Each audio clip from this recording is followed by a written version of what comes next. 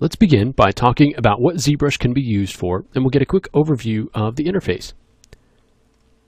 So ZBrush is used primarily to create highly detailed models using methods that are a little bit more akin to traditional techniques, traditional sculpting. So we're able to create high-resolution models without worrying too much about the topology and the technical aspects of working with that geometry, at least initially. Okay? And it can also be used for illustration purposes. So let's take a look at the interface, just getting started here. This is the default interface. The interface is very flexible in terms of how you want to lay things out, but we'll be just concentrating on the kind of standard interface that we've got here. So up at the top, you'll see that we have sort of a menu here. These are all of the different palettes that we can use. Okay, palettes can be dropped into what are called trays. So in this case, you see the little lines over here, the little arrows on both sides, okay, and on the bottom as well. I can go ahead and click to open that up, and I can grab any of these palettes. Okay, you can see I can open that up and it contains a number of items here. I can click and drag that over, and so now this palette is residing within this particular tray, which I can minimize. You can see over here we have the tool palette in our tray. Okay, and you can actually move up if you've got a number of sub palettes in here. So for instance, you don't need to follow along, but just to illustrate, you can see that now that I have an object here, I've got a number of sub palettes within this tool palette, and they're all located within this tray. So if I expand any of these out, you can see that the palette expands, and I can just click and drag to move up and down within the tray. Okay, so we've got the trays. You can just click to move that back. We've got the palettes located up here that can be placed in the trays. We've got the shelf on the side here, which contains a number of frequently used items here, and we'll talk about these individually as we go through this process. Okay, we've also got navigation controls over here on the right-hand side. Down here, we've got some navigation controls for when we're in our working with 3D models versus working with our 2D document or 2.5D document. Up at the top here, we have several buttons. Okay, you can see that we have edit and draw.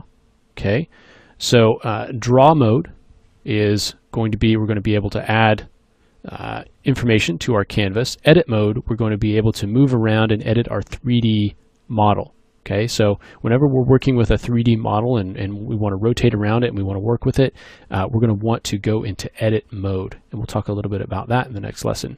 We've got a couple of 3 buttons here for moving, scaling, and rotating. Okay, we also down here have the ability to move, scale, and rotate around our model in the canvas. Next to that, we have the color controls here.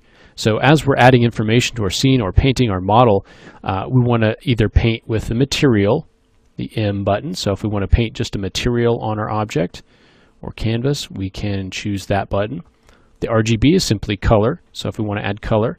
And then mRGB is simply a combination of material and color. So if we want to add a specific material with a specific color, we would want to turn that button on. And then the RGB intensity slider tells us how much of that color is added. Okay, next to that we have our sculpting controls.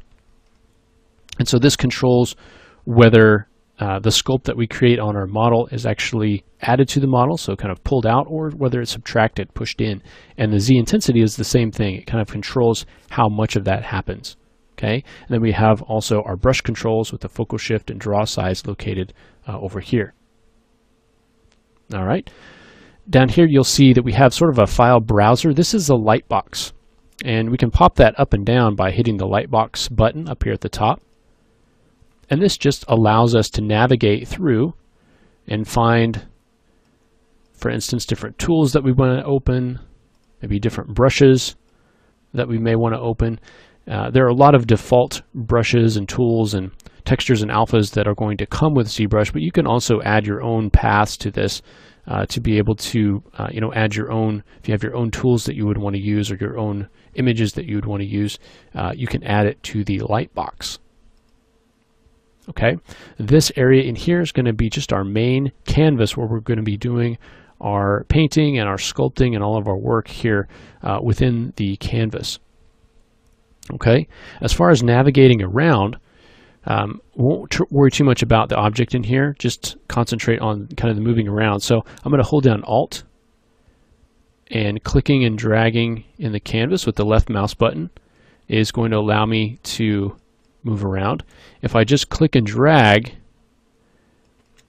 you can kind of see that rotating. Okay. Turn on our polyframe to see the wireframe, and you can see that a little bit better moving around. So we're rotating that around.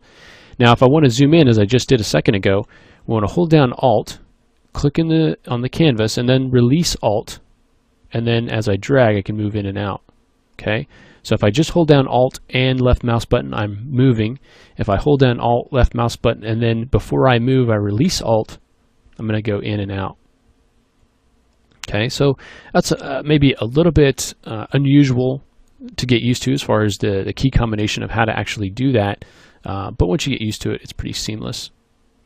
Okay, so that's how we can sort of move around. You can also use these buttons over here to do the same thing. Okay, and again, the polyframe button just allows us to see that wireframe on top of our model.